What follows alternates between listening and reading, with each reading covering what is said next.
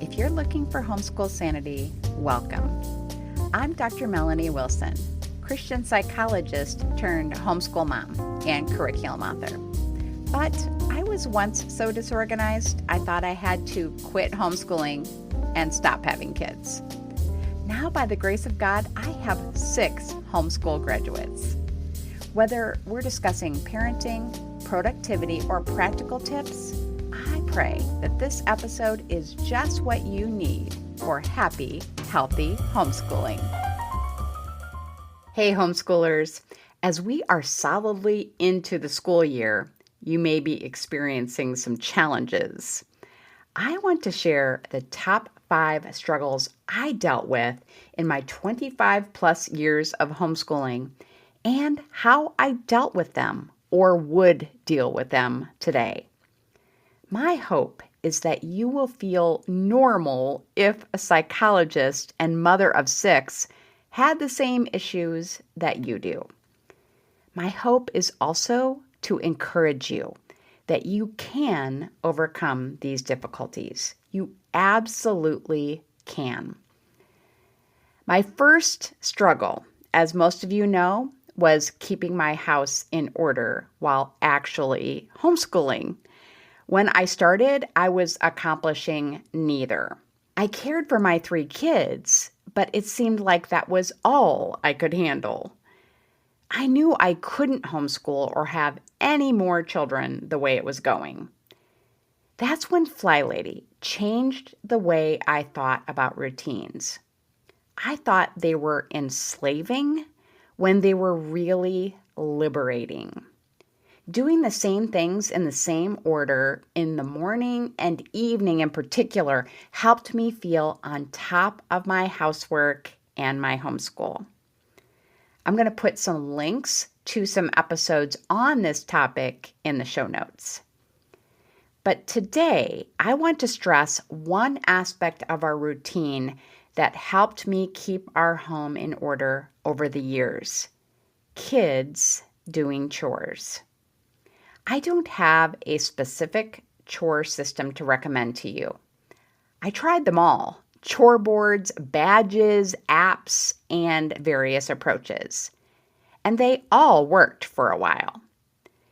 What I learned was that it wasn't the specifics of the chore plan that mattered as much as expecting and needing my kids to help. Without their help, our house would have been a disaster, and I would have been very stressed out. But with their help, everything else in our homeschooling went more smoothly. I reminded them constantly that I needed their contribution. Did they do the chores perfectly or even well every time? No. Did they ever complain about their chore assignments for the day? For sure. But having the kids help carry the load allowed me to overcome this challenge in my homeschooling life. It had other benefits, including preparing my kids for a job, living with a roommate, and running their own home in the future. A routine and having my kids do chores enabled me to focus on teaching. For help with this, I recommend the Organized Homeschool Life. After getting my home in order, I ran into another challenge: trying to fit it all in. I wanted to teach everything, in part because I wanted to learn everything. Learning along with the kids was one of the unexpected blessings of homeschooling for me. I wanted to learn how to make new kinds of bread. I wanted to learn how to code. I wanted to revisit calligraphy. And I wanted to learn all of these things on top of the core subjects this year.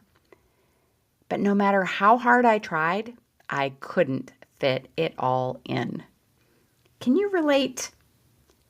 At first, I thought we had to do school longer. That was a separate challenge that I'll discuss in a minute. Loop scheduling was a big help. I could do multiple subjects by not trying to do them all every day. I had a block of time devoted to 3 subjects. We would do the next subject in line, rotating through them. But I needed more than that. I couldn't loop schedule 20 subjects. I had to accept that I couldn't do everything this year.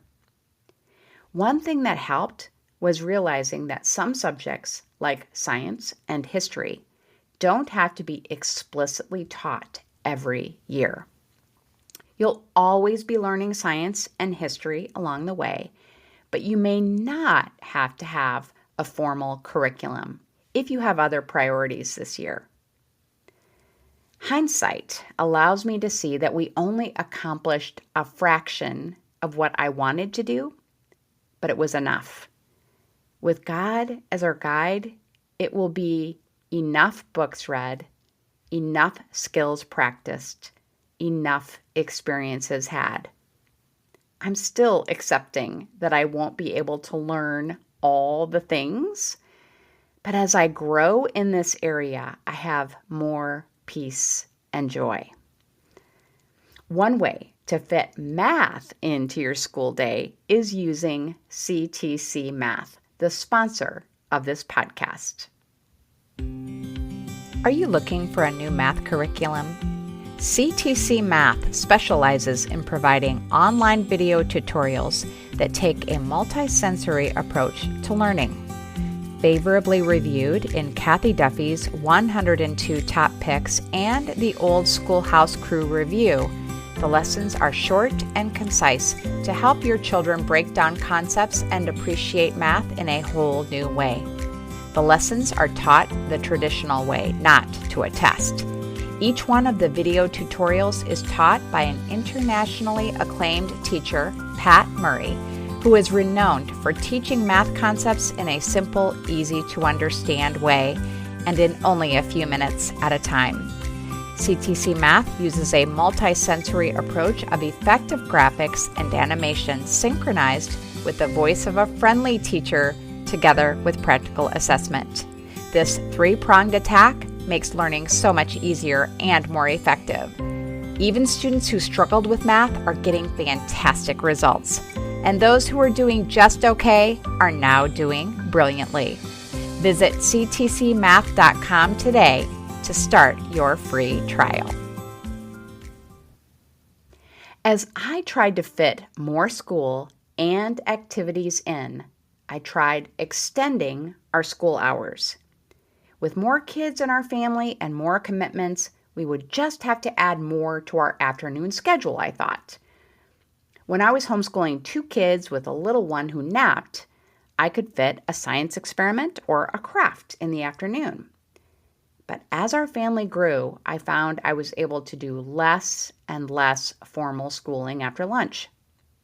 On days we had outside classes in the mornings, I would be determined to get afternoon lessons in. And it just rarely happened. I would tell myself it was because I was pregnant, or it had been a particularly busy morning, or because I was lazy. I would surely fit afternoon school in the next time, but it rarely worked. I finally realized that with young students in particular, we needed to get our critical work done in the morning. Our attention and energy didn't support doing book work in the afternoons. What we could do in the afternoons was co-op. The social energy kept the kids and me motivated. We could also do field trips and educational videos. When my kids became independent learners, they chose to do more work in the afternoons. Even with my own work today, I find that if I keep hitting resistance to working in the afternoon, I need to make a change. I now do my creative work in the mornings and leave easier tasks for afternoons. Instead of berating yourself and trying harder, my advice is to experiment with different schedules. Be curious about how you and your children respond, and you'll achieve more with less stress. For help with this, I recommend a year of living productively.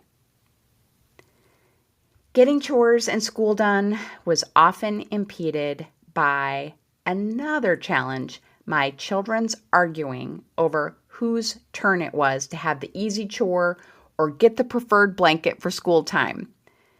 Precious time was taken discussing this, which in hindsight I see was probably my children's attempt to delay work. I not only struggled with the lost time, but I found it demoralizing. I wanted an orderly home and educated kids, but even more than that, I wanted them to love one another. Their squabbles were evidence that I was failing in this most important goal.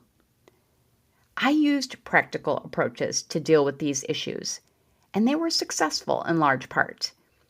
I either rotated sets of chores through all the kids or randomly assigned them to stop the "it's not fair" grumbling. Of course, the kids would complain that one child wasn't really doing their chore, which I will discuss as a next challenge. The other thing I did was assign my kids a day of the week to have as their priority day. That meant they got to choose a seat, a blanket, and even a restaurant if we were going out. One of my favorite memories is of my daughter as a preschooler. When she woke up on Friday, she would gleefully announce, "It's my day." If I were doing this again, choice of restaurant would not have been a part of a child's day. Too often we went out on the same day of the week. Next, a child's day was when I spent special time with them in an activity of their choice. We often played a game. One child loved having me play a racing video game with him because I was so bad at it. Another wanted me to play Typer Shark because I'm a fast typist. He just enjoyed watching me win. Having time alone with me during which we could discuss how things were going with siblings was a big help to reducing sibling rivalry. But the most important way I dealt with this particular challenge was to surrender to it. I wanted to get to our Bible time, our math, our history. But my children obviously needed social, emotional, and character training instead. We would discuss it, air grievances, and brainstorm possible solutions. And while I know I wasn't perfect in this area, I also don't regret focusing our school time on these skills when the situation called for it. I do wish I had had a curriculum like Training Aliens as an organized approach to teaching them. But you can grab a free sibling rivalry sample of Training Aliens at funtolearnbooks.com/sibling rivalry. Another challenge for me in homeschooling was my reluctance to review my kids' work. I did not like going over their homework, with the exception of their writing. To me, it was boring, busy work, so I put it off. You heard me describe in previous episodes how not checking resulted in my son not doing his math for months. Homework wasn't the only thing I didn't review. I absolutely hated checking the kids' chores. In this case, it wasn't just because I felt it was boring. The truth is, I didn't want to be unhappy when I saw that chores were skipped or not done well. If they were, I would have had to take more time to supervise my child and train him or her to do it correctly. I tried using willpower to get myself to review their work, and sometimes I was successful. Making it a part of my routine worked even better. But this is a challenge that I would handle differently if I could. Here is how.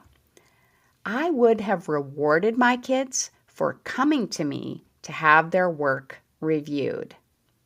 I used an app on my phone to give kids a spin for a randomized reward. You can set this up too using a randomizer app. that would have been very effective. It would have had two positive effects. First, the kids would have pestered me to check their work to get the reward. So I would have been prompted to do it. Second, they would not have asked me to check unless the work had been done and done well. I could have made this more rewarding for myself by giving myself points every time I checked a child's work.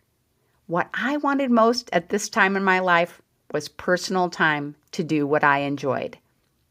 The added advantage of this is my personal time would have been guilt-free because I knew I had checked my kids' work.